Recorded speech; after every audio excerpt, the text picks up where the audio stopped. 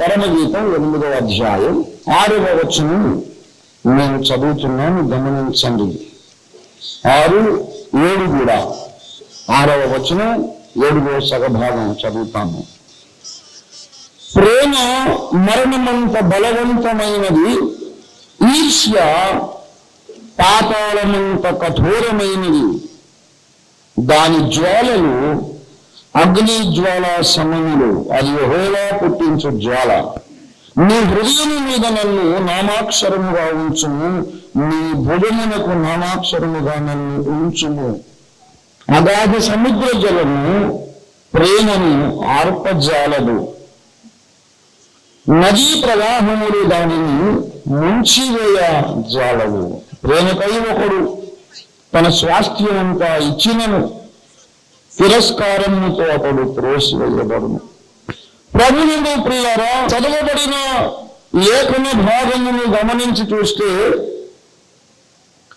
కొన్ని ఆశ్చర్యకరమైన విడ్డూరమైన విషయాలు కనబడుతూ ఉన్నాయి. మొట్టమొదటి విషయం, ప్రేమ మరణమంత బలవంతమైనది అని లేఖనం చెబుతూ ఉంది. ప్రేమ చాలా బలవంతమైనది. Love is a very strong force. ప్రేమ చాలా బలవంతమైనదని చెప్పడానికి దేవుడు ఇంకేమీ దొరకనట్టు మరణము ఎంత బలవంతమైనదో ప్రేమ అంత బలవంతమైనది అని చెబుతున్నాడు. ప్రేమకు మరణానికి పోలిక ఎందుకు చెప్పవలసి వచ్చింది?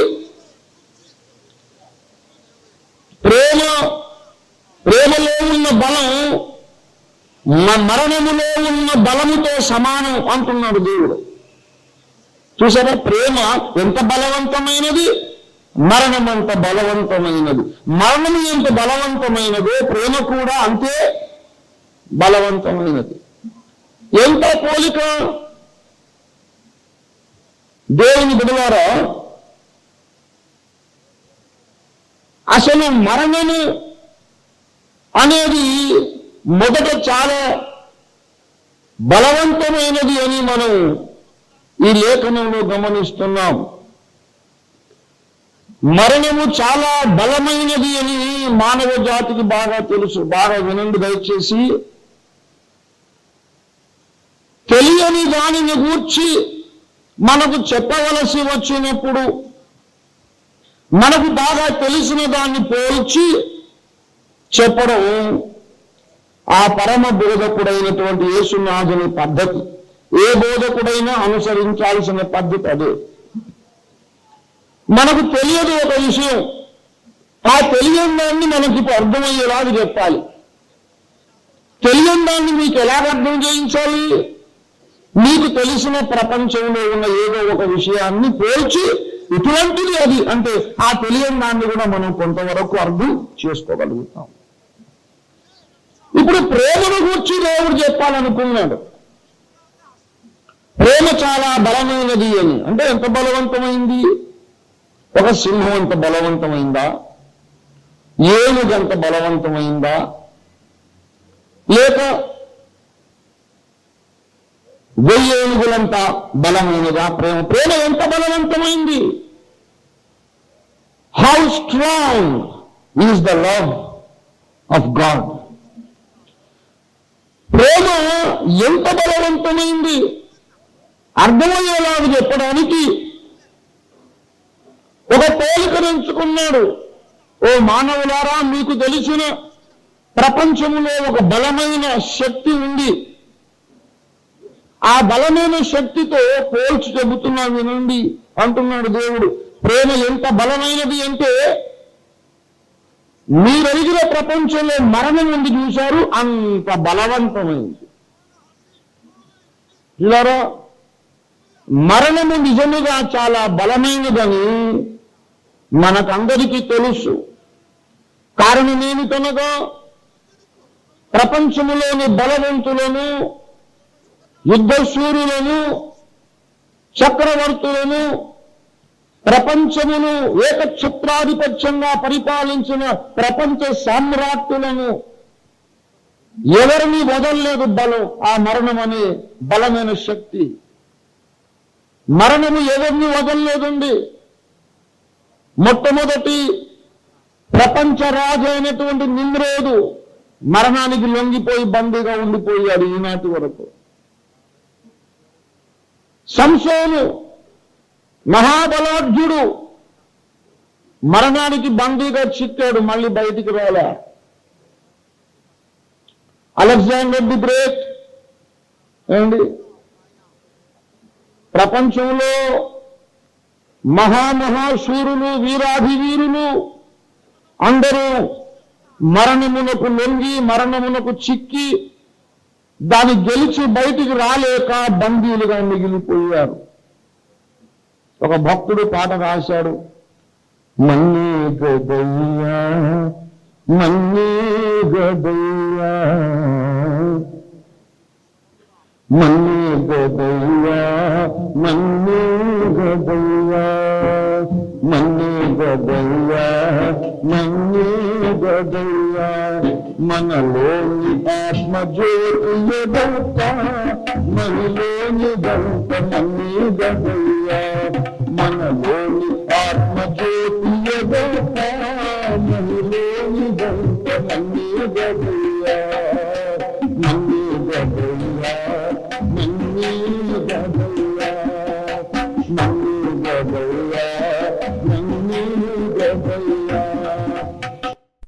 సాధించినట్టి వీరుడు సికందరు, విజయము సాధించినట్టి వీరుడు సికందరు, భుజబలమున గెలిచెనవని ధీరుడలెగ్జాండరు, భుజబలమున గెలిచెనవని ధీరుడలెగ్జాండరు, ధ్వజమునెత్తి పోరు గెలిచిన నిజనిపుడు వారు మన్నే గదయ్యా, ధ్వజమునెత్తి పోరు గెలిచిన నిజనిపుడు వారు మన్నే గదయ్యా మన్నే గదయ్యా మన్నే గదయ్యా మన్నే గదయ్యా మన్నే గదయ్యా. అలెగ్జాండరు, సికిందర్ లోడి, మహమ్మద్ ఘోరీ, గజని, నెబుకద్నెజరు ఏరండి. అశోక చక్రవర్తి, అక్బర్ చక్రవర్తి మహానుభావులు ఏరి ప్రతివాడు మరణానికి బందీగా మారిపోతున్నాడు. అవతార పురుషులు, మహా జ్ఞానులు, మేధావులు, మత స్థాపకులు, మత సంస్కర్తలు, అవతార పురుషులని లోకము చేత పూజింపబడుచున్నవారు చచ్చిపోయారు. ఏమైపోయారు అంటే మళ్ళీ మరణం యొక్క కోరలకు చిక్కి వెనక్కి వచ్చిన సూర్యుడు నరమాతృలలో ఎవడు లేడు. జాగ్రత్తగా మాట్లాడుతున్నాను. ప్రపంచ చరిత్రలో ఎవడు లేడనలేదు, నరమాతృలలో ఎవడు లేడు. కేవలము మానవ జాతిలో పుట్టిన మనుష్య మాతృలలో మరణమునకు చిక్కి బయటికి వచ్చిన మునగాడు వీరుడు ఒక్కడు లేడండి. అపోస్తలుల కార్యాలు 2వ అధ్యాయము 24వ వచనం ఒక వ్యక్తిని గురించి మాట్లాడుతోంది. మరణము ఆయనను బంధించి ఉంచుట అసాధ్యము గనుక దేవుడు మరణ వేదనలు తొలగించి ఆయనను లేపును. ఒక ఆయన ఉన్నాడు ఈ ప్రపంచ చరిత్రలో, మరణము ఆయనను బంధించి ఉంచుట అసాధ్యము. It was impossible for the death to keep him captive. He had to come out of the grave. మరణమును బంధించి ఉంచుట అసాధ్యం అనే ప్రశ్న ఎందుకు వచ్చిందంటే, ఆయనను తప్ప ఇక ఇతరులందరినీ మరణము బందీగా పెట్టేసిందని అర్థం. మరణం ప్రతివాడిని కూడా బంధించడానికి ప్రయత్నం చేస్తుంది. మరణం ప్రతివాడిని బంధించడానికి ప్రయత్నం చేస్తుంది. అందరినీ బంధించగలిగింది, ఒక్క ఆయన్ని మాత్రం బంధించలేకపోయింది. ఆయన పేరు యేసు. దేవుని బిడ్డలారా, ఎందుకు ప్రతి ఒక్కరిని బంధిస్తోంది మరణం? మరణమును గెలిచి ఎవరు కూడా ఎందుకు రాలేకపోతున్నారు? దావీదు, ఎలీషా, యెహెజ్కేలు, దానియేలు, పౌలు ఇలాంటి మహాభక్తులు కూడా చచ్చిపోయారు, అక్కడ ఉండిపోయారు అంతే. భక్తుడు, భక్తిహీనుడు ఎవరు మరణాన్ని గెలిచి మళ్ళీ రాలేకపోతున్నారు? మరణమునకు ఎందుకు అంత బలం ఉంది? గమనించాలి ప్రియులారా, ఒక విషయం చెబుతున్నా. దేవుడు ఎంత బలవంతుడో మరణము అంత బలవంతమైంది దాదాపుగా. ఎందుకో తెలుసా? మరణమునకు వెనుక దేవుని వాక్యం అనే శక్తి ఉంది. బాగా గమనించాలి. That is the reason no one can conquer death. మరణమును ఎవడు గెలవలేడు. ఎందుకు అంటే మరణము వెనుక దేవుని వాక్యం అనే శక్తి ఉంది. దేవుడు పలికిన మాట ఏం పలికాడు? నీవు దాన్ని తిను దినమున నిశ్చయముగా చచ్చెదవు. నీవు దాన్ని తిను దినమున నిశ్చయంగా చచ్చిపోతావు. అది దేవుని మాట. అందుకే దానికి అంత బలం. ఎవరు మరణాన్ని గెలవలేకపోతున్నారు? ఎందుకు? పాపము వలన వచ్చు జీతము మరణము. వాడు ఎంత బలవంతుడైనా కానీ, ఎంత శూరుడైనా కానీ వాడు మరణంలోకి వెళ్ళాడంటే మళ్ళీ బయటికి రాలేడు. మరణం వాడిని గట్టిగా బంధించేస్తుంది. ఎంత పొరుగులాడినా తప్పించుకోలేరు. ఎంత బలం దానికి? ఎందుకంత బలం? దేవుని వాక్యమే దాని వెనుకున్న బలం. దయచేసి గమనించాలి. మరణమునకు వెనుక దేవుని వాక్యం అనే బలం ఉన్నది అని చెబుతున్న గమనించాలి. 1 కొరింథీ 15:56 ఓ మరణమా నీ విజయం ఎక్కడా? ఓ మరణమా నీ ముల్లెక్కడా? మరణపు ముళ్ళు పాపము, పాపమునకున్న బలము ధర్మశాస్త్రము. ధర్మశాస్త్రం అంటే ఏంటది? దేవుని యొక్క మాట. పాపము అనేది ఎప్పుడు వచ్చింది? ధర్మశాస్త్రం ఎప్పుడు వచ్చిందో పాపం ఎప్పుడు ప్రవేశించింది. దేవుడే చెప్పేశాడు, నీవు తినుదినమున చచ్చెదవు. ఎవరైనా మరణాన్ని ఓడించగలిగాడు అనుకోండి, అప్పుడు ఎవరు ఓడిపోయినట్టు తెలుసా?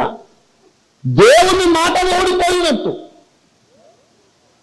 ఎవరైనా మరణానికి బందీగా ఉండకుండా అలెగ్జాండర్ ది గ్రేటో లేకపోతే మరొకడో వచ్చేసాడు అనుకోండి బయటికి, అప్పుడు ఎవరు ఓడిపోయినట్టు? దేవుని మాట భంగమైపోయినట్టు. అది అసంభవమైన కార్యం. వారు ఎవరైనా కానీ రక్తములో పాపమున్న ప్రతి వాడును, ఆదాము యొక్క పాప సహిత రక్తమునకు పుట్టిన ప్రతి వాడును మరణానికి బందీగా మిగిలిపోవాలి. మరి ఈ మరణం అనేది మొట్టమొదట అది బలవంతమైనదని చెప్పాను. రెండవ విషయం ఏంటంటే మరణం అనేది మానవ జాతికి ఉన్న ఒక భయంకర శత్రువు. 1 కొరింథీ పత్రిక 15:26 కడపట నశింపజేయబడు శత్రువు మరణము. కడపట నశింపజేయబడు శత్రువు మరణం. మరణం అనేది మనకు స్నేహితుడా శత్రువా? మనకు మిత్రుడా? అసలు మరణం అనేది అన్యాచురల్ అండి. మరణము సహజమైనది పరిణామం కాదు. సహజమైన పరిణామం కాదు మరణం. Man was not created to die originally. Man was created to live forever and ever for all eternity. మనిషిని చచ్చిపోవడానికి దేవుడు చేయలేదు. యుగయుగాలు బ్రతకడానికే చేశాడు, యుగయుగాలు దేవునితో స్నేహం చేయడానికే చేశాడు.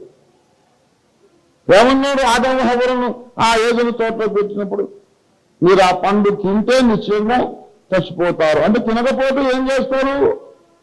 అసలు ఎన్నిటికీ చావనే చావరు. ఆదాము హవ్వలు కనుక ఆ పండు తినకుండా ఉంటే, దేవుడు వద్దన్నటువంటి కార్యాన్ని చేసి అవిధేయుడు రాకుండా ఉంటే, ఏనాటికి ఆదాము గారు బతికే ఉండేవారు. 30 ఏళ్ళు ఎవరుస్తున్నా ఉండేవాడు అంతే. ఇప్పటికి ఆదాము హవ్వలు బతికే ఉండేవాడు. వాళ్ళని చచ్చిపోవడానికి చేయలేదు దేవుడు. చావు అనేది ఒక శిక్షగా వచ్చింది. చేసిన అపరాధములకు పర్యవసానంగా శిక్షగా వచ్చిందంటే.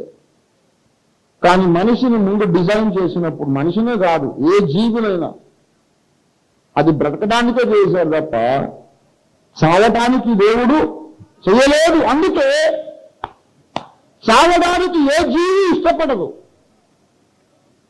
తల్లో పేరు తీసి కుక్క బయట ట్రై చేయండి, తప్పించుకోవడానికి ట్రై చేస్తున్నారు. దానికి ఏమన్నా తెలుసా? No living creature prefers to die because death is against the original plan of God, original design of God. ఏ ప్రాణి కూడా చావడానికి ఇష్టపడదు. ఓ కాకి, ఒక పిచ్చుక, ఓ పిల్లి, ఒక నల్లి, ఓ బల్లి ఏది అసలు చావడానికి ఏది ఇష్టపడదు. అమ్మో చంపుకున్నాడు, నేను బతకాలి అని ప్రతి ప్రాణి ప్రయత్నం చేస్తుంది. ఎందుకంటే మరణం అసలు మన పట్ల దేవుని ప్రణాళిక కాదు, దేవుని సంకల్పం కాదు, మనం పాపం చేసి తెచ్చుకున్నాం అది. కనుక మరణము మానవ జాతికి మిత్రుడా శత్రువా? చెప్పండి ఎవరు? మరణం అనేది మానవ జాతికి స్నేహితుడా శత్రువా? శత్రువు, శత్రువు. ఇప్పుడు మరణాన్ని గురించి 2 విషయాలు తెలుసుకున్నాం. మొట్టమొదట మరణము మనకు శత్రువు, రెండవది వాడు చాలా బలహీనుడా, బలవంతుడైన శత్రువు. మూడవ విషయం, అంత బలం వాడికి ఎందుకు వచ్చింది? దాని వెనుక ఉన్న శక్తి ధర్మశాస్త్రమే. కనుక ఎవరైనా పాపము చేసిన వాడు చావకుండా ఉండగలిగితే, లేక చచ్చినా మళ్ళీ లేచి రాగలిగితే ఎవరు ఓడిపోయినట్లు? ఎవరు ఓడిపోయినట్లు? దేవుని మాట ఓడిపోయినట్లు. పాపము చెయ్యి ప్రతివాడును మరణించాలి. పాపము ద్వారా వచ్చే జీతం మరణం. మరి పాపం చేశాం, మనం చావలేదు అనుకోండి, అప్పుడు దేవుని మాట ఒట్టిపోయినట్టు. అలాగెన్నడూ జరగదు. ఈ కారణం చేత మహామహా మేధావులు, మహావీరాధి వీరులు, సూరాధిశూరులు అందరూ మరణానికి చిక్కిపోయారు. మరణమనే చెరలో బందీగా ఉండిపోయారు. ఇప్పుడు మానవ జాతిని వేధించుచున్న, బాధించుచున్న ఈ శత్రువును నశింపజేయాలంటే మరొక బలవంతుడు రావాలి. ఎంత బలవంతుడు? మరణముతో సమవుజ్జి అయిన ఒక సూర్యుడు రావాలండి. మరణముతో పోరాడి మరణమును నశింపజేయడానికి ఒక సూర్యుడు రావాలి. అతనికి ఎంత బలం ఉండాలంటే మరణానికి ఉన్నంత బలం ఉండాలి, మరణం కంటే కాస్త ఎక్కువే ఉండాలి. మరి ఎవరు ఆ సూర్యుడు? దేవునిలో నుండి విడంలో అధికారము, ఆజ్ఞ ఈ మరణాన్ని బలపరుస్తూ ఉన్నాయి. దేవుని మాటతో, దేవుని ఆజ్ఞతో, దేవుని కోపముతో సమానమైన శక్తి ఇంకోటి ఉండాలి ఎక్కడో. ఏంటి? దేవుని కోపముతో సమానమైన శక్తి ఏది? అది దేవుని ప్రేమ. దేవుని బిడ్డలారా, 2000 సంవత్సరాల క్రిందట కన్యకలైన మరియమ్మ గర్భములో నుండి ప్రకృతికి విరోధముగా, ప్రకృతికి అతీతంగా ఒక శిశువు, బాలుడైనటువంటి యేసు పుట్టాడు. 2000 ఏళ్ల క్రిందట కన్య గర్భము నుండి యేసు ఉద్భవించినప్పుడు ఏమైందో తెలుసా? తీతు పత్రిక 3వ అధ్యాయం 4వ వచనం చూడండి. ఏమన్నాడంటే, దేవుని ప్రేమ ప్రత్యక్షమై, దేవుని ప్రేమ ప్రత్యక్షమై. The love of God was manifest when Jesus was born into this world. The love of God was manifest.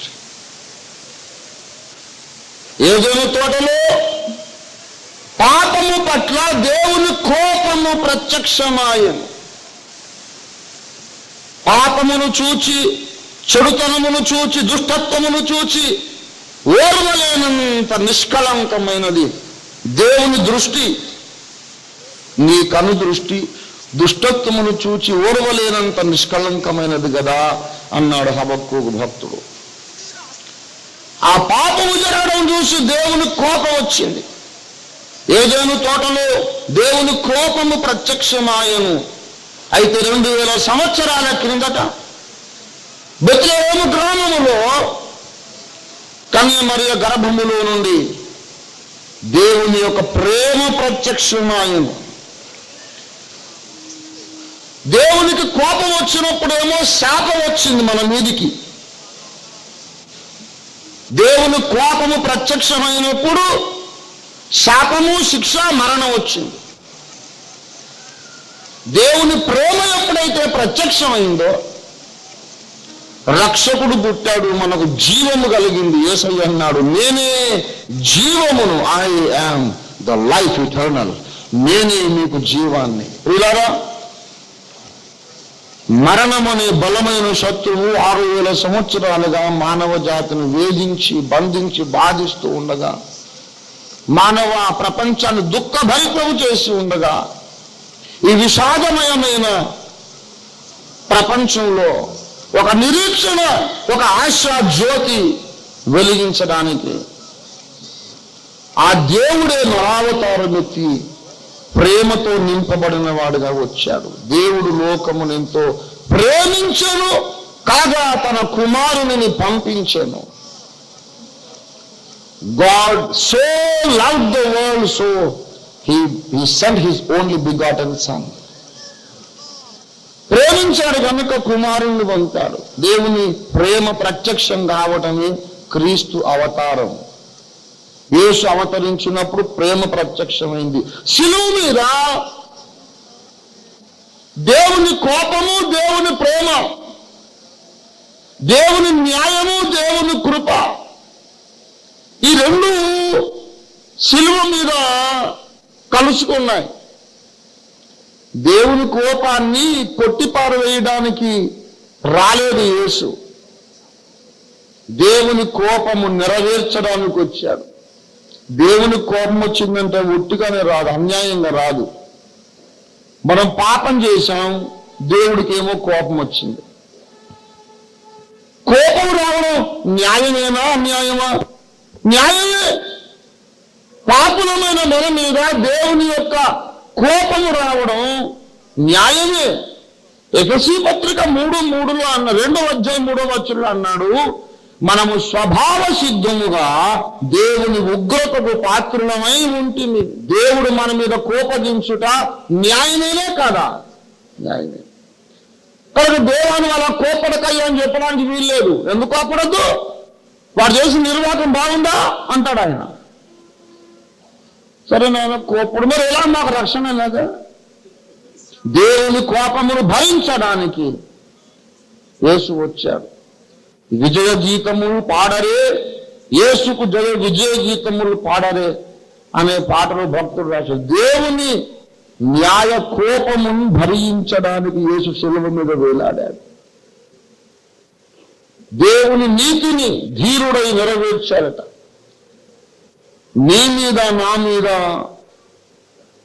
మానవ జాతి అంతటి మీద దేవునికి కలిగిన పరిశుద్ధమైన కోపాన్ని, న్యాయమైన కోపాన్ని యేసు ప్రభువారు శిలువ మీద భరించాడు.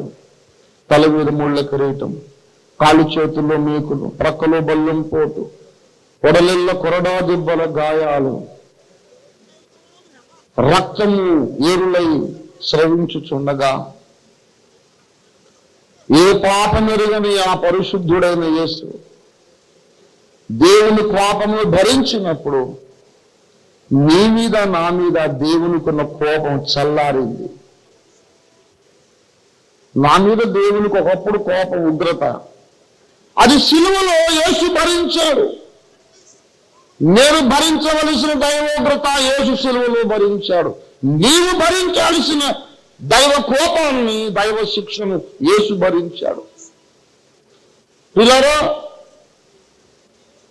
సిలువ మీద ఎప్పుడైతే దేవుని కోపం యేసులో నెరవేర్చబడిందో మరణానికి ఇంకా బలం తక్కువైపోయింది. ఏమండి, దేవుడు అన్నాడు చూసారా, నీవు నిశ్చయముగా చచ్చు అన్నాడు కదా. దేవుడు కొంచెం మెత్తబడ్డాడు. నీవు మరీ నిశ్చయంగా చావనక్కర్లేదులే, చచ్చిపోయినా మళ్ళీ బతకొచ్చు. ఎందుకు? నీవు నిశ్చయముగా చచ్చదవు అన్నాడు. కానీ 1 కొరింథీ పత్రిక 15:51 అన్నాడు, సహోదరులారా మీకొక మర్మము తెలుపుచున్నాను, మనమందరము నిద్రించము. We shall all not sleep. We shall all not die. It's not necessary that every human being should die. It's no more necessary. ఆ రోజులు పోయలేదు. ఒకవేళ ఈ రాత్రి, రేపు రాత్రి లేక మనం బతుకున్నప్పుడు ఒకవేళ అంటున్నా యేసు ప్రభు వారి మధ్యాకాశానికి వస్తే సంఘం ఎత్తబడుతుంది కదా. భూమి మీద బ్రతికి ఉన్న కోట్ల మంది భక్తులు అమాంతం నిమిషములో ఒక రెప్పపాటును మహిమ శరీరాలు దాల్చి వెళ్ళిపోతారు. చావు మరి ఎప్పటికీ వారిని తాకలేదు. నిశ్చయముగా చట్టువు. ఏదండి, హనోకు చావనే లేదు. హనోకు మరణము చూడకుండానట్లు కొనుక్కోబడింది. ఏలియా చావలేదు. సిలువలో దేవుని ప్రేమ మన శత్రువైన మరణంతో పోరాడింది. పోరాడి ఓడించింది. హెబ్రీ పత్రిక 2వ అధ్యాయం 14వ వచనంలో ఇలాగూ రాయబడింది, ఆయన మరణము యొక్క బలము గలవాడైన అపవాదిని మరణము ద్వారా నశింపజేసెను. మరణము యొక్క బలము గలవాడైన అపవాదిని యేసు తన మరణము ద్వారా నశింపజేసెను. పిల్లరా, ఆ దైవ కుమారుడు, ఆ మహిమ స్వరూపుడు నరావతారం ఎత్తడానికి కారణం ఏమిటి? ఆ మహిమ స్వరూపుడు చీము నెత్తురు కలిగిన మామూలు రక్తమాంసముల శరీరం దాల్చడానికి కారణం ఏమిటి? ఆయన దేవుడై ఉండి దేవునితో సమానముగా ఉండుట విడిచిపెట్టకూడని భాగ్యమని ఎంచుకొనలేదు. కానీ ఆ భాగ్యమును వదిలేసి, దైవ సమానత్వమును వదిలేసి, దేవత్వమును వదిలి తన్ను తాను రిక్తునిగా చేసుకుని ఆకారమందు మనుష్యుడుగా కనబడి మనుష్యుల పోలికగా పుట్టి మరణం పొందినంతగా, శిలువ మరణము పొందినంతగా తన్ను తాను తగ్గించుకున్నాడు. ఎందుకు? Just because he loved us. ప్రేమ. యేసు శిలువ మీద వేలాడటానికి కారణం దేవుని ప్రేమ. ఆ ప్రేమ మన మిత్రుడు. మన శత్రువు ఎవరు? మరణం. Very good. మన శత్రువు ఎవరు? మరణం. ఆ శత్రువుతో మన పక్షంగా పోరాడిన మన మిత్రుడు ఎవరు? దేవుని ప్రేమ. అందుకే ఆ పరమగీతం 8:5లో 8:6లో ఏమన్నాడంటే, ప్రేమ మరణముతో సమానమైన బలము కలిగినది. అది మొదటి విషయం. ఆ కింద దాని జ్వాలలు అగ్ని జ్వాల సమములను, అది యెహోవా పుట్టించు జ్వాల. ఇంతసేపు దేవుని ప్రేమను గురించి మాట్లాడుకున్నాం. బాగా వినండి. ఎప్పుడైతే ఆయన మన ఎడల ఇంత ప్రేమను చూపాడో, ఆ ప్రేమను గమనించినప్పుడు రక్షింపబడినటువంటి ఈ విశ్వాస, యెహోవా నా బలమా నేను నిన్ను ప్రేమించుచున్నాను. పాత బైబిల్స్ లో నుండి మంచి తర్జుమా చేశారు అక్కడ. నేను నిన్ను ఎంతో ప్రేమించుచున్నానని ఉంది పాత బైబిల్స్ లో. కొత్త బైబిల్స్ లో ఎందుకు అది ఎంతో తీసేశారు. యెహోవా నా బలమా, నేను నిన్ను ఎంతో ప్రేమిస్తున్నాను. అప్పుడు చెప్పుకోవడానికి అవకాశం ఉండేది. యోహాను 3:16లోనేమో దేవుడు లోకమును ఎంతో ప్రేమించను. 18వ కీర్తన 1లోనేమో భక్తుడు దేవుని ఎంతో అని చెప్పుకోవడానికి ప్రసంగాలు అని మార్చేశారు చాలా విషయాల్లో. సరే, అది వేరే గొడవ అనుకోండి. దాని టెక్స్చువల్ క్రిటిసిజం అంటారు, అదొక సబ్జెక్టు. పిల్లరా, భక్తుడు దేవుడిని ప్రేమించినా దేవుడు భక్తుడిని ప్రేమించిన, బాగా వినండి. ఆ ప్రేమ అనేది భక్తుని యందు దేవుని ఎడల ఉన్న ప్రేమ, దేవుని యందు భక్తుల పట్ల ఉన్న ప్రేమ. ఈ ప్రేమ అగ్నిజ్వాలా సమము, అగ్నిజ్వాలా సమము. ఈ అగ్నిజ్వాలా సమమైన ప్రేమను గూర్చి మాట్లాడుతూ అంటారు పరమగీతం 8:7లో, అగాధ సముద్ర జలము ప్రేమను ఆర్పజాలదు, నదీ ప్రవాహములు ప్రేమను దానిని ముంచివేయ జాలదు. బాగా వినండి. భగభగ మండుతోంది ప్రేమ. భక్తుని గుండెలో దేవుని కోసం ప్రేమ జ్వాలగా మండుతోంది. దేవుని గుండెలు ఇక్కడ అగాధ సముద్ర జలము ఆ అగ్ని జ్వాలను ఆర్పజాలదు.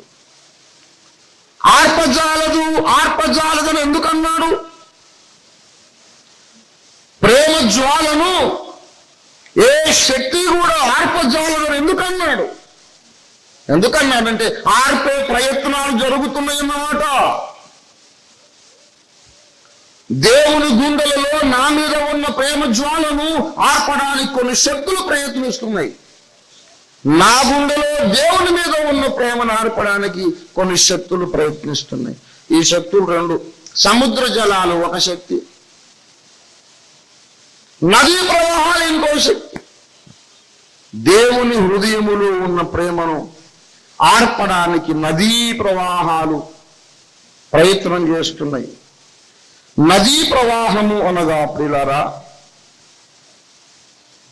ప్రకటన గ్రంథము 12వ అధ్యాయంలో ఒక నదీ ప్రవాహం కనపడుతోంది.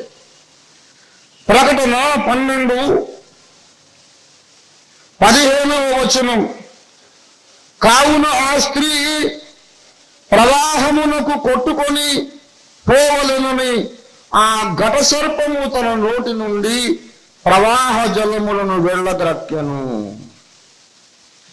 ఘట సర్పం అంటే ఎవరండి? ఏమండి? ఘట సర్పం అనగా ఎవరు? సాతాను. ఆది మహాఘట సర్పం నోరావలించాడంటలాగా. వాడు నోరు తెరవగానే నోట్లో నుంచి నదీ ప్రవాహములు బయటకు వచ్చినాయండి. అక్కడ ప్రకటన 12లో కాంటెక్స్ట్ వేరు, సందర్భం వేరు. కానీ ఒక రకమైన నది కనపడింది మనకు. ఆ నది ఎక్కడి నుంచి వస్తుంది? ఏమండి?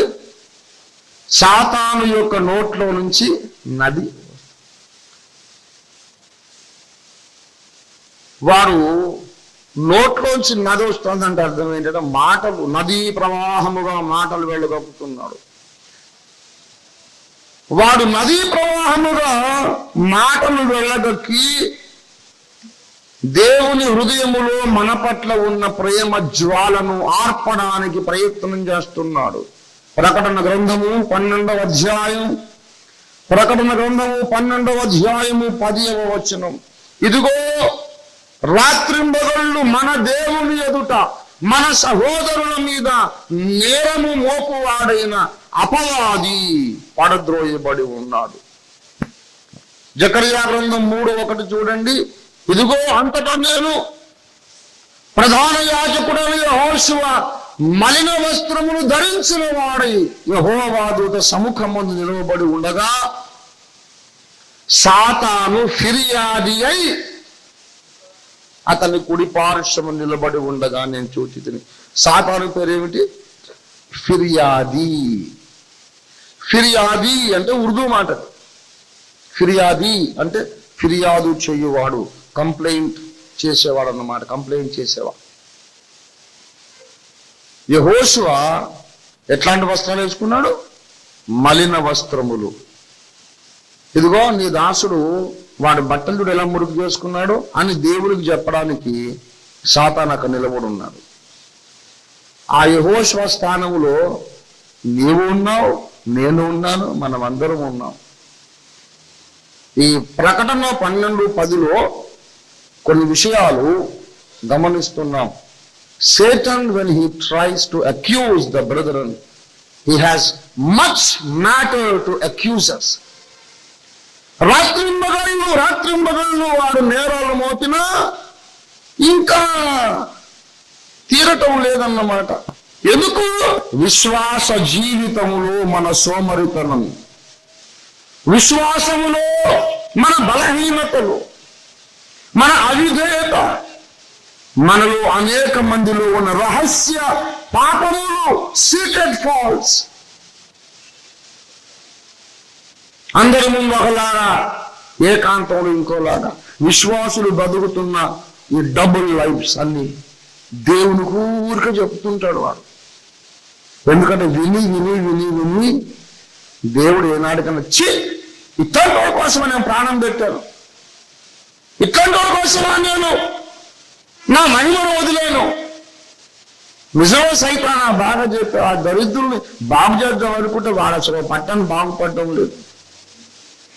నాకు అసహ్యం పుట్టింది వాడి మీద అని దేవునికి మన మీద మనసు విరిచెయ్యాలని సైతాన్ గాడు ప్రయత్నం చేస్తాడు. రాత్రి మగళ్ళు ఇదే పనాడికి, ఇంకేం పని లేదు. అయితే దేవుని ముందుకు వెళ్ళాడు, వాడు ఏం చేయలేకపోయాడండి. ఏం చేయగలిగాడు?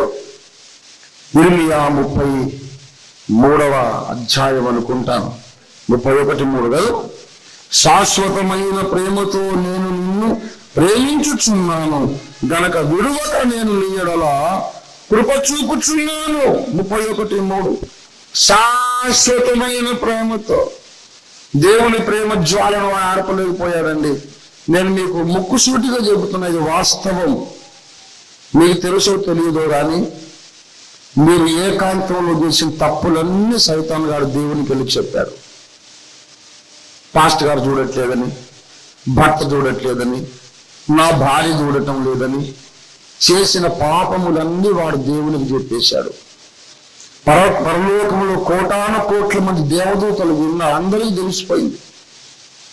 అనుకుంటున్నాం ఎవరికి తెలియదని. రేపు న్యాయపీఠం ముందు మన రహస్య పాప జీవితం అంతా సినిమా చూపినట్టు చూపిస్తాడు. అన్ని పరలోకాలు చెప్పుకుంటున్నారండి.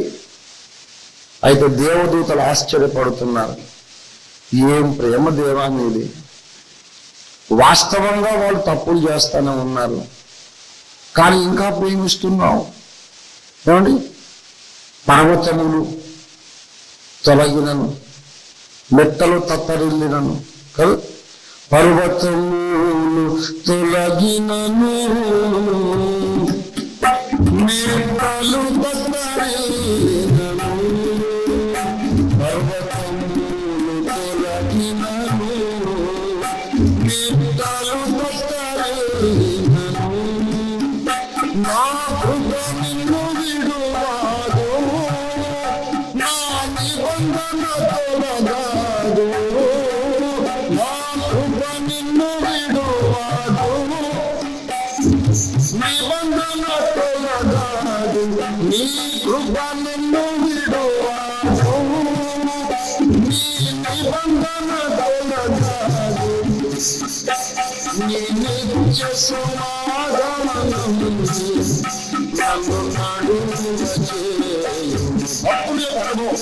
నీ నిత్య సమాధానం నన్ను నడువ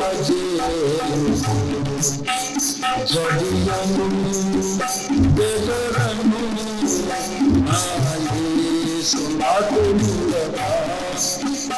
జడియను బెదరను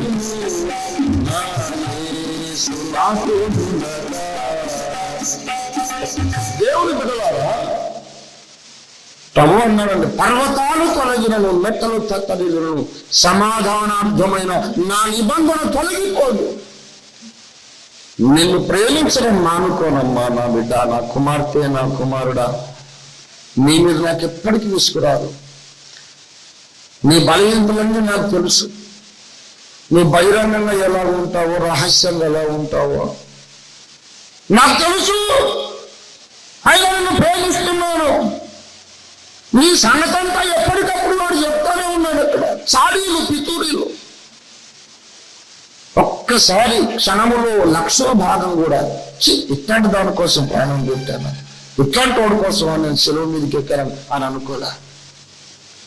అక్కడ యెహోషువ, ప్రధాన యాజకుడు యెహోషువ, అంటే మోషే శిష్యుడు యెహోషువ కాదండి. ఆయనేమో ఎఫ్రాయిం గోత్రికుడు, ఈయనేమో లేవీయుడు, యాజకుడు. కొంతమంది ఆ యెహోషువ ఈయన ఒకటని ముడిపెట్టి చెప్పగా నేను విన్నాను, తప్పదు. ప్రధాన యాజకుడు యెహోషువ మరణ వస్త్రములు ధరించుకొని ఉండగా వినండి.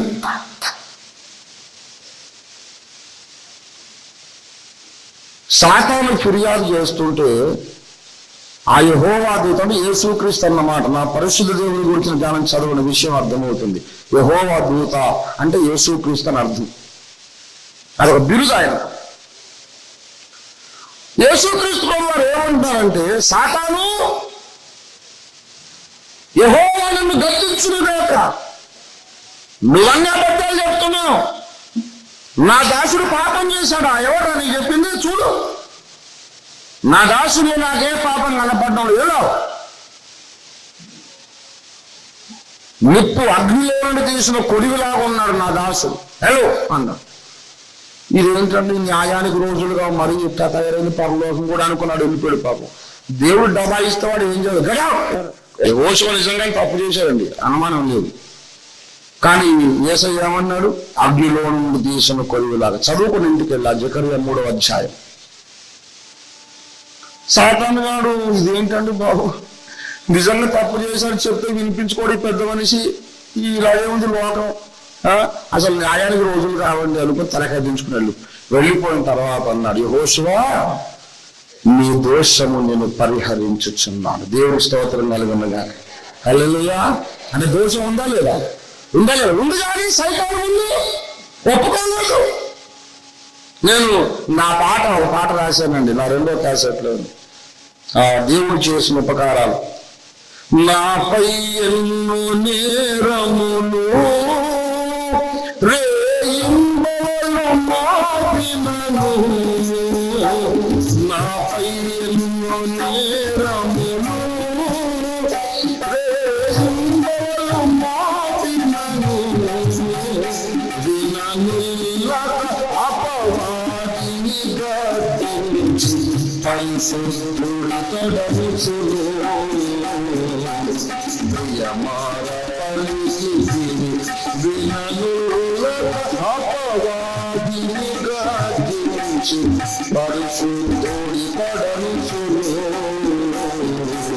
ప్రియమార పలికితిని.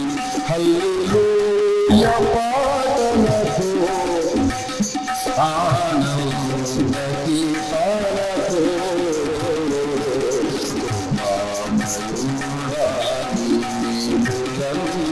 స్మరించి స్తుతించును,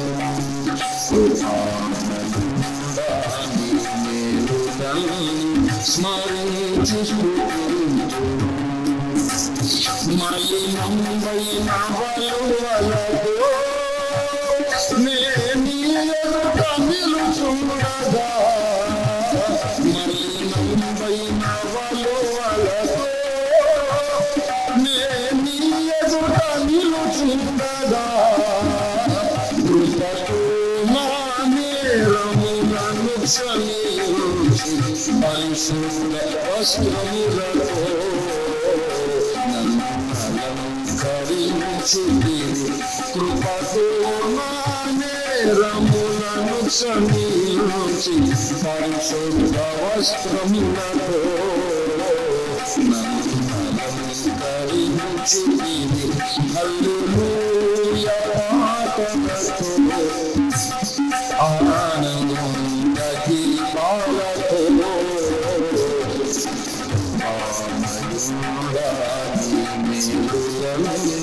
స్మరించు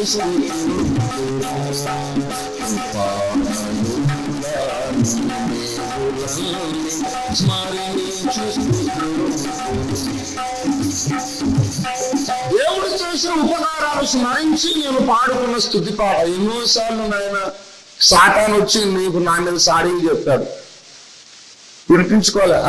వెళ్ళరా రంజితోటి తప్పు చేయడం ఏంట్రా, ఎవరికి ఎదగొడతాను, ఎవడరా నువ్వు నా కొడుకును నింద మోపుతావా, వాడింత పరిశుద్ధుడు విశ్వంలో లేడు ఎగ్గట అని దేవుడు వాడిని వెళ్ళగొట్టేసి తర్వాత గదిలో తలుపులు బోల్ట్ వేసి, రే ఇంకోసారి ఇట్లాంటి పిచ్చి పని చేశామంటే తమ్ముతాను, రే ఏంట్రా నువ్వు, ఇందుకొట్రా నువ్వు, నేను పిలిచింది నేను. ఏది కొట్టినా తిట్టినా సీక్రెట్లోనే కానీ పబ్లిక్లోకి వస్తాం మాత్రం ఈగ వాళ్ళతో ఒప్పుకోడు. అది దేవుని ప్రేమ, దేవునికి స్తోత్రం కలిగినగా. హల్లెలూయా హల్లెలూయా. ఏమండి, దేవునితో నడిచినోడికి నా భాష అర్థమవుతుందండి. ఊరికే కూటాల్లోనే సరిపెట్టుకుంటే ఇదేంటో వాడు గ్రీక్ లాటిన్ మాట్లాడుతున్నాడు అనుకుంటారు. ఏకాంతం ముందు ప్రభువుతో సహవాసం చేసిన ప్రతివాడికి దేవుడు మొట్టికాయలు అంటేటో తెలుస్తాయి. దేవుని స్తోత్రం కలుగునగా. యాకోబు అనలేదు, అనేక విషయములలో మనమందరము తప్పిపోవచ్చున్నాం కదా, అనేక విషయాలలో మనమందరము తప్పిపోవచ్చు. మీరందరూ అనలేదు ఆయన, మనమంతా ఆయన పొత్తు కలిశాడు. నేను యాకోబు అన్న, నువ్వు కూడా అంతేనా, నేనంతే. యోహాను కూడా మనలో పాపం లేదని చెప్పుకుంటే మనల్ని మోసపుచ్చుకున్నాం. అంటే మీలో అనలేదే యోహాను అన్నా, నువ్వు అలాగన్నావు, మనం అంటా ఏంటి, నువ్వు కూడానా అంటే పిచ్చి మొహమా, ఈ మట్టి శరీరంలో ఉన్నాము గనక తెలుసో తెలియకో పరిశుద్ధాత్మ దేవుడు దుఃఖపరుస్తానే ఉన్నాం, ఆయన క్షమిస్తూనే ఉన్నాడు. సైతాను గాడు ఎంత ప్రయత్నించినా, ఎన్ని సారీలు చెప్పినా దేవుని హృదయములో నీ పట్ల నా పట్ల ఉన్న ప్రేమ జ్వాలను వాడు ఆర్పడం చేతగాలేదంటే నదీ ప్రవాహములు దేవుని హృదయంలోని ప్రేమను ఆర్పలేకపోయినాయి. ఓడిపోయి వాడు ఇప్పుడు ఇక్కడికి వచ్చి పడ్డాడు. దేవుడు మనుషుల మీద ఎన్ని పితులు చెప్పినా వింటం లేదు.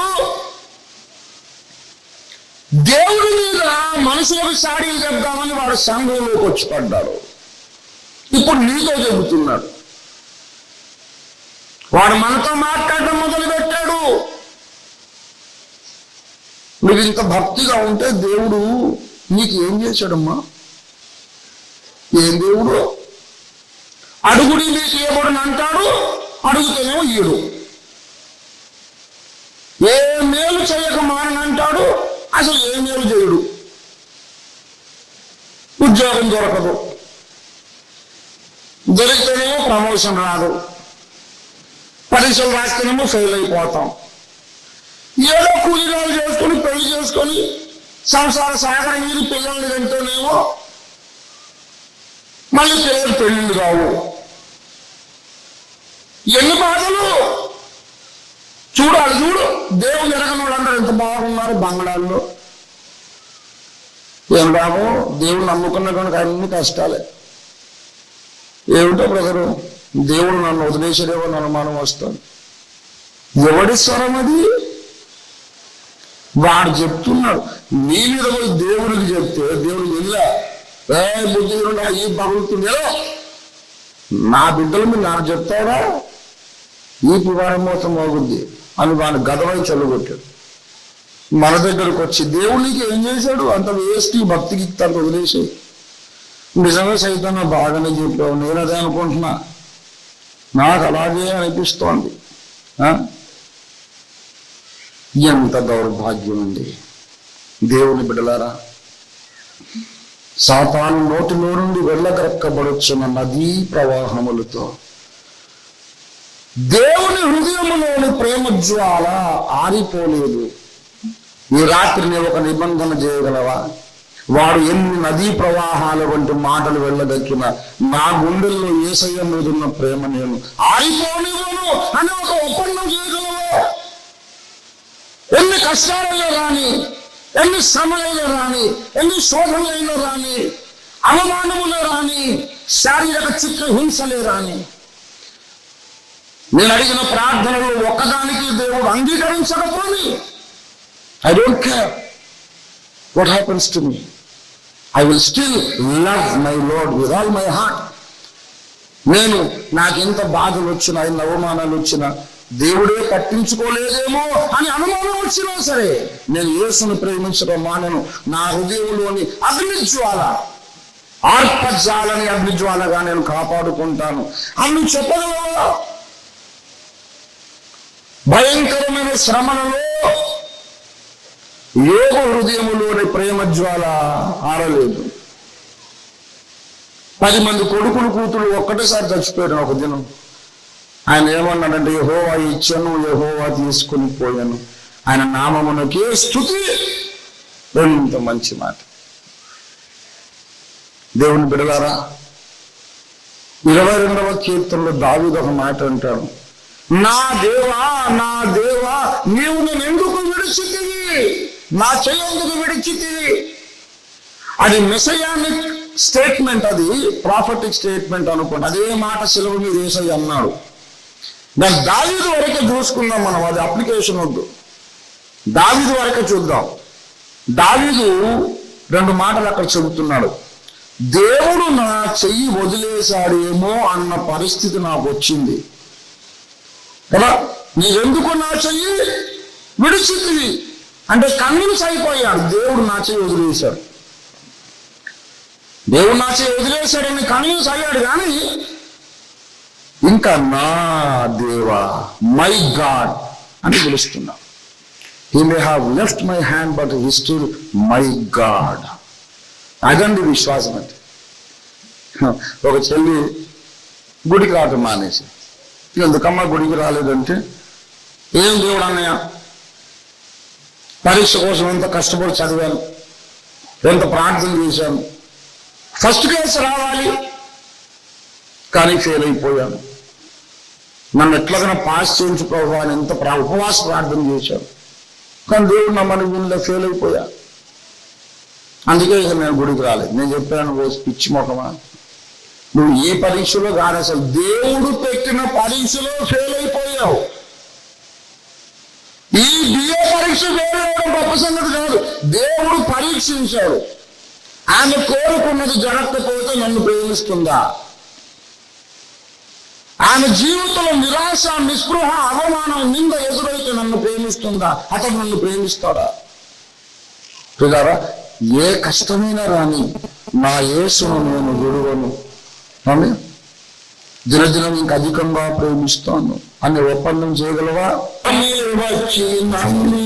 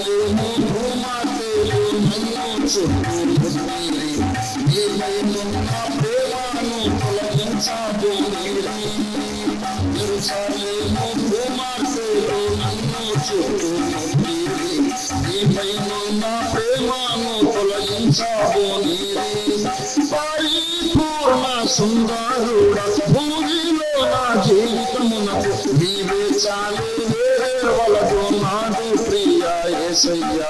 మట్టి కోసం మాణిక్యము విడిచిపెట్టాను. నదీ ప్రవాహములు అంటే సర్పము నోటి నుంచి నదీ ప్రవాహాలను చూసాం. సముద్ర జలము కూడా ఆర్పజాలదంటే ఏంటి తెలుసా? సముద్రములంటే లేఖనములలో ప్రవచనార్థము, మారు మనస్సు లేని లోక ప్రజలని అర్థం. సముద్ర జలం అంటే మారు మనస్సు లేని లోకపు జనాంగములు.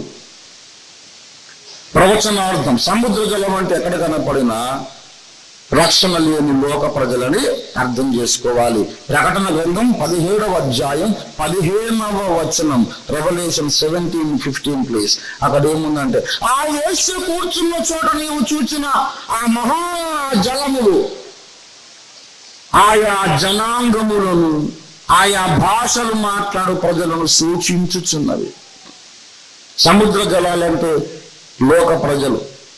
సైతాను గాడు దేవుని మీద నీకు చాడీలు చెప్పి నీలో ప్రేమను తొలగించాలని చూస్తున్నాడు. ఇంకోవైపు లోక జనాలు వెలివేస్తారు, నిందలు మోపుతారు. ఇటు సముద్ర జలాలు, అటు సాతాను యొక్క నదీ ప్రవాహాలు.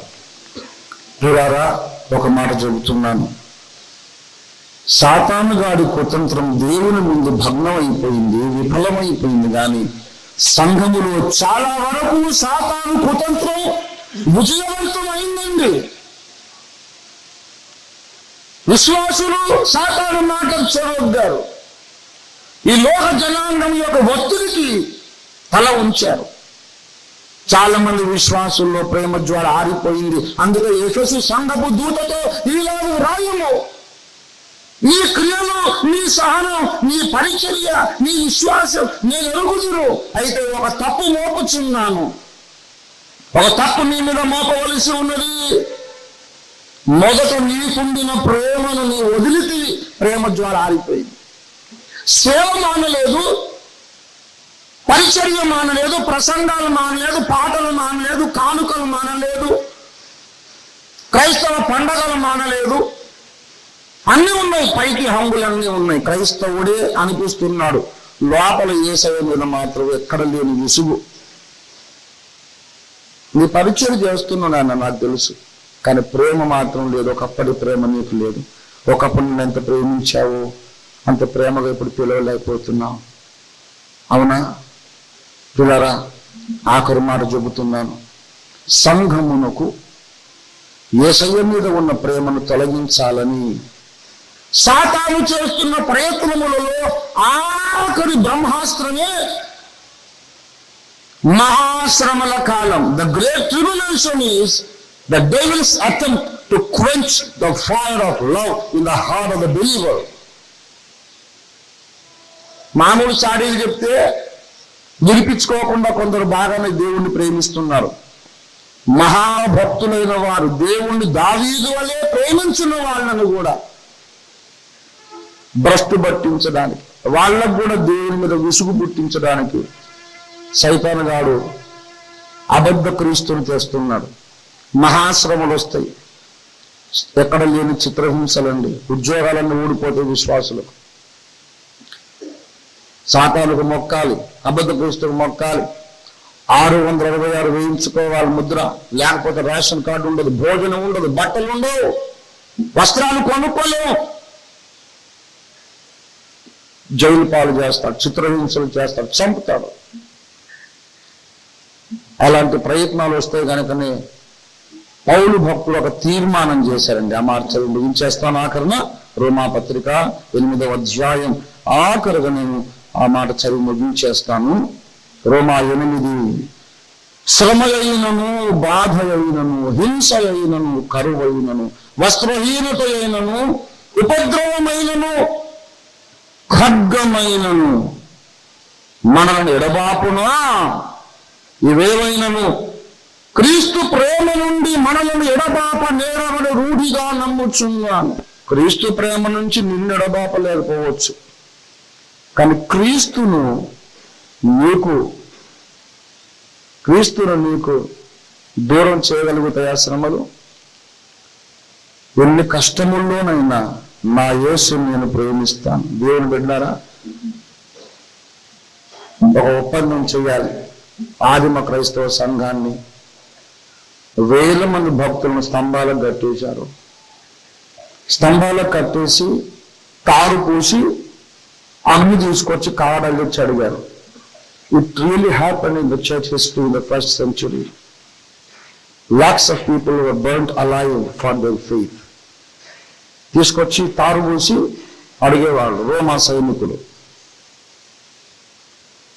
ఇదిగో యేసుక్రీస్తు దేవుడు కాడు అని చెప్పు. నాకు యేసు వద్దు, యేసుని విడిచిపెట్టేస్తానని చెప్పు. లేకపోతే ఇప్పుడు నిన్ను కాల్చి దహించి సజీవంగా దహనం చేసి చంపేస్తాం. లక్షలాది మందిని. ఆ భక్తులు అన్నారంట, చంపితే చంపుకోండి కానీ మా యేసుని మాత్రమే వదిలిపెట్టమండి. యేసు నా కొరకు చనిపోయాడు. నేను ఆయన కొరకు చనిపోతే నాకు అది ధన్యతే కానీ నాకు నష్టం కాదు. ప్రాణం పోయినా సరే నా యేసును వదిలిపెట్టు.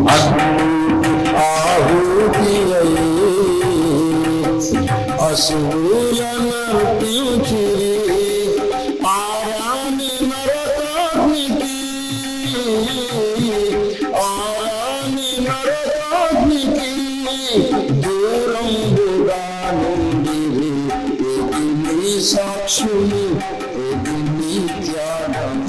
యేసువార్తను చాటింపను లక్ష్యము లేచిరారోము సాక్షి. ప్రభునందు ప్రియులారా, మనం ఒక తీర్మానం చేద్దాం. అగాధ సముద్ర జలములు, ఈ లోక జన సముద్రం అంతా ఏకమై నా మీదికి ఉప్పెనగా వచ్చిన